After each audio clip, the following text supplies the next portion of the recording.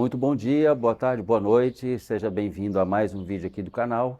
Eu sou Fabrício da Ciclos, falo aqui da região sul de Santa Catarina.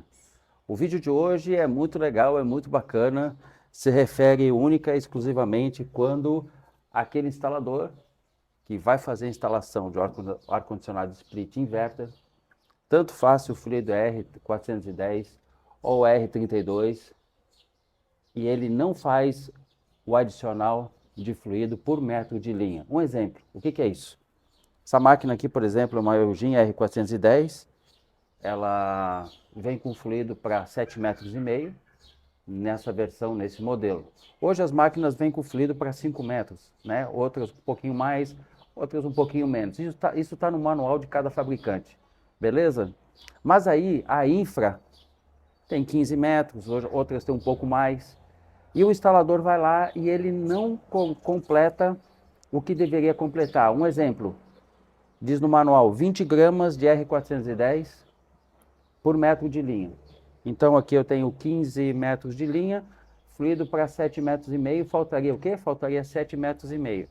7,5 metros vezes 20 gramas, eu teria que adicionar em torno de 150 gramas. Talvez até em máquinas de maior capacidade eu teria que adicionar um pouco mais. Então eu quero te mostrar nesse vídeo um negócio muito importante que acaba com o tempo, né, acaba detonando o principal componente de um ar-condicionado split, que é o compressor. Então aqui nessa máquina ela tem vários sensores e um desses sensores ele está posicionado no tubo de descarga do compressor. Depois eu tenho outros 3 sensores, que foi inclusive um amigo que trabalha na Eugene há mais de 25 anos, que me deu a sugestão de colocar. Um está na entrada da serpentina, um está no meio e um está antes do dispositivo de expansão. E ali a gente tem a temperatura também da serpentina. Além disso, temos a temperatura de descarga, a temperatura ambiente, e se quisermos fazer um superaquecimento, também temos a temperatura da linha, né, do tubo de sucção. Beleza. Acompanhe nesse vídeo, eu vou colocar uma carga bem baixa de fluido refrigerante para a gente simular o que vai acontecer com o nosso amigo compressor e alguns outros fatores que eu quero te mostrar rapidamente nesse vídeo. Só, o fluido refrigerante que eu utilizo aqui é um fluido regenerado pela Recigás do Rio de Janeiro, porque como essa máquina eu utilizo ela para ministrar treinamento, eu não posso ficar descartando fluido. Então eu recolho muito fluido refrigerante, recolho e faço a inserção novamente. Eu já uso esse fluido refrigerante da Recigás há 4 anos. Tá? E a mesma quantidade que está aqui é a quantidade que eu retirei das máquinas que eu tenho aqui e só trabalho com o regenerado. Balança zerada, tá?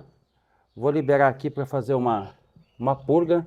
Lembrando que esse equipamento, pessoal, ele também tem um acesso de alta pressão, tá? Fui eu que soldei ele antes do dispositivo de expansão, então é uma máquina que eu utilizo aqui para ministrar uns treinamentos, uns cursos presenciais. A máquina é bem didática para a gente fazer algumas coisas.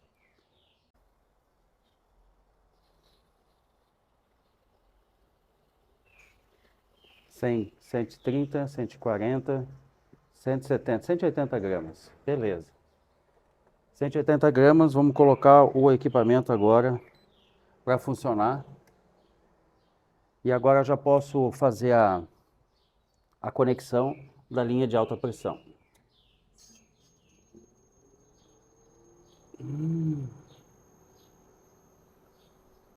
Então aqui nós já temos o equipamento, pessoal, operando com cerca de 200 gramas de fluido refrigerante, como se tivesse um vazamento no sistema. Aqui na região sul está muito frio, então eu coloquei no 16 graus. E a gente tem já alguns parâmetros de leitura, né? Por exemplo, a temperatura do tubo de descarga do compressor já em 32 graus, a temperatura na entrada da serpentina, né? Vapor superaquecido, 26 graus, no meio da serpentina, lá onde tem o sensor de temperatura de serpentina, 20 graus, e antes do dispositivo de expansão, também 20 graus. Lembrando que a nossa temperatura aqui na região sul é de 19 graus, uma temperatura muito baixa. Mas o mais interessante de tudo é que aqui nesse sensor, 34,5 graus Esse aqui é o sensor do tubo de descarga do compressor. Ou seja, o primeiro sintoma de um equipamento com baixa carga de fluido de refrigerante é o aquecimento do compressor. E o aquecimento do compressor leva o compressor à quebra. Por quê? Porque degrada o óleo, superaquece o compressor. Imagina se essa máquina tivesse instalada agora numa temperatura ambiente de 20 e 25 graus a mais, região norte e nordeste do país. Aqui, ó, agora a temperatura do tubo de descarga do compressor na casa de 37 graus. Né? Já vamos deixar a máquina operar mais um pouco e já vou mostrar para vocês como é que vai ficar essa temperatura. Depois de mais alguns minutos, ó, a temperatura do tubo de descarga já aumentou para 45 graus. A temperatura do fluido refrigerante, né, em vapor superaquecido, dando entrada na primeira parte da serpentina, 34 graus. Então aqui já tem uma diferença do tubo de descarga para a entrada da serpentina. Depois, lá no meio da serpentina, está com 21 graus. E antes do dispositivo de expansão, está com 20 graus. Né? Sinônimo de baixa carga de fluido refrigerante. E impressionante que aqui na região sul, com apenas 19 graus, a gente tem um compressor no tubo de descarga extremamente aquecido já. Eu vou mostrar para vocês o manômetro trabalhando na pressão de baixa e na pressão de alta. Aqui, ó. Praticamente 12 PSI na baixa e 205 na alta. Né? Uma máquina com 200 gramas de fluido refrigerante, simbolizando um vazamento. Né? E mesmo assim, o inverter tenta se corrigir, o inverter tenta resfriar o ambiente, então ele fica acelerado. E um vazamento de fluido refrigerante, colocando o equipamento nessa situação, acaba com o equipamento, acaba com o compressor.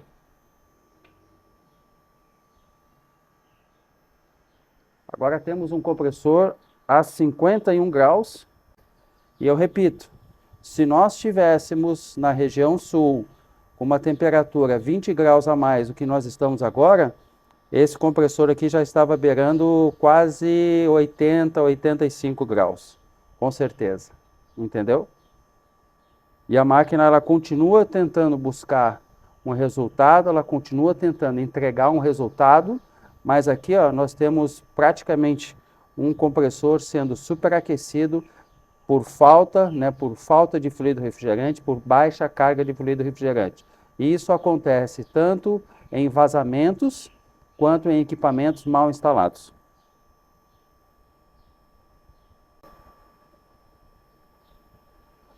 Está aí a máquina trabalhando e a temperatura subindo, 54 agora.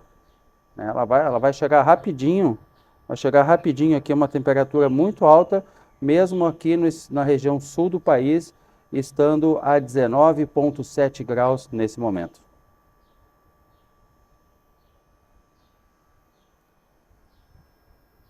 Então, nesse momento agora, eu vou fazer pela balança o ajuste do fluido refrigerante para 580 gramas. A temperatura do tubo de descarga do compressor em 60 graus já. Né? Eu vou colocar fluido, ó, bateu 60 graus, eu vou colocar fluido refrigerante na balança para completar a carga da máquina e vou mostrar para vocês que a temperatura do compressor vai baixar.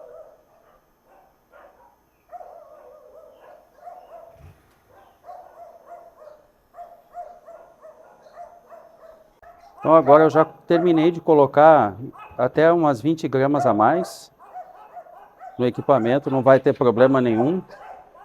E aqui a gente já vê que a pressão, né, de baixa e de alta do equipamento, ela já se equalizou, beleza, tudo certo, tranquilo, né, 154 PSI, R410 está na faixa, mas o mais interessante de tudo, vou até guardar o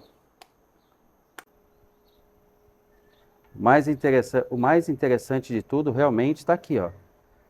Nós estávamos com 60 graus, agora o compressor, tubo de descarga já diminuiu para 35. É claro que a rotação diminuiu um pouco também. A entrada, né, do fluido refrigerante e vapor superaquecido na casa de 31 graus, no meio da serpentina 25 e antes do dispositivo de expansão a gente está com 23 graus, ponto 9. Então, resumindo, né, o nosso problema em manter um equipamento inverter funcionando, é muito importante a carga de fluido refrigerante acertada para que o equipamento tenha o resfriamento do compressor e não perca o seu rendimento. Lembrando que o equipamento inverter ele sempre vai procurar se autocorrigir, digamos assim, ou corrigir uma falha, ou até mesmo uma rotação, mas a carga de fluido refrigerante ela precisa sempre ser muito bem ajustada para que o equipamento tenha um rendimento e a preservação do seu compressor. O óleo do compressor e, evidentemente, é claro, o compressor é um motor elétrico, ele precisa baixar a sua temperatura e ter uma lubrificação adequada. Obrigado por assistir esse vídeo. Desculpas aí as falhas e estamos numa temperatura muito baixa aqui na região sul, mas o vídeo de hoje é esse, a importância da carga correta de fluido refrigerante nos equipamentos inverter.